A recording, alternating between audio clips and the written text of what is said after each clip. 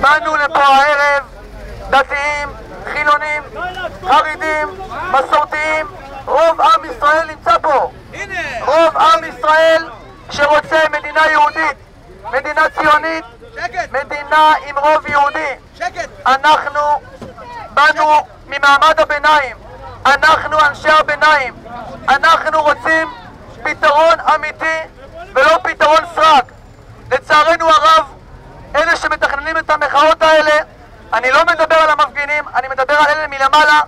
אלו הם אנשים שחותרים תחת קיומה של המדינה שלנו ורוצים שלא תהיה פה מדינה יהודית, והמטרה שלהם היא שראש הממשלה בנימין נתניהו ירד מהשלטון. שלא יהיה לאף אחד ספק, זו המטרה. אנחנו באנו לפה בקול שפוי, דתיים וחילונים, רוב העם, לומר, אתם רוצים פתרון אמיתי? פתרון אמיתי נמצא בשטחי יהודה ושומרון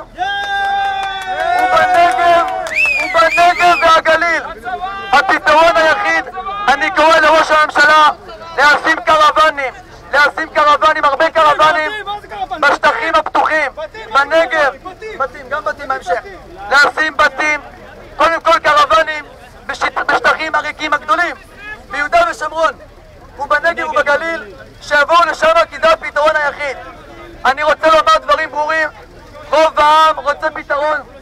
אנחנו אנשים שבאנו לפה, אנחנו אנשי הביניים, אנחנו אנשים חברתיים, אנחנו לא קיצוניים, אנחנו אנשים חברתיים שרוצים פתרונות חברתיים, והפתרון היחיד הוא בנייה ביהודה ושומרון, בנגב ובגליל, וגם להחיל את החוק הישראלי על יהודה ושומרון ועל הנגב והגליל, לבנות שמה.